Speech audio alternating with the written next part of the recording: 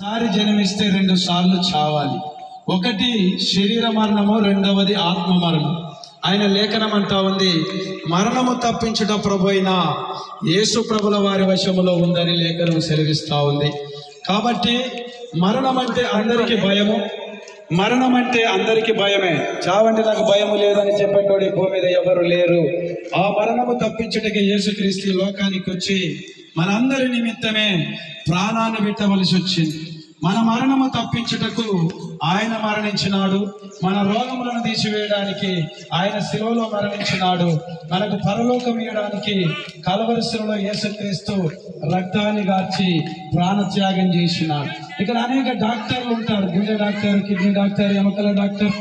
ఈయన పరమ డాక్టరు, పరమ వైద్యుడు. ఈయన మరణము తప్పించే డాక్టర్. ఈ మరణమే ఆత్మ మరణము. మరి ఆత్మ మరణము తప్పించుటికి యేసుక్రీస్తు లోకానికి వచ్చినాడు.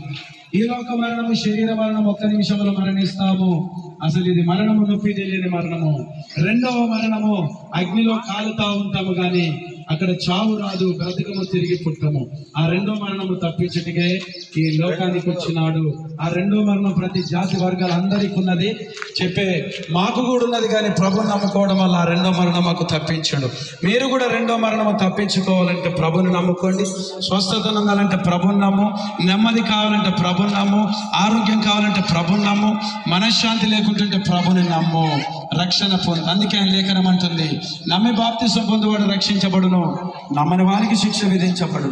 నువ్వు భూమి మీద ఉన్నప్పుడే సత్యాన్ని తెలుసుకొని క్రీస్తు నిజమైన దేవుడు, యేసయ్య నిజమైన దేవుడు అని తెలుసుకొని నమ్మితే నీ పాపములు క్షమించబడతవి, నిత్య నరకము తప్పించబడతవి, నీకు స్వస్థత కలుగుతుంది నమ్మితే.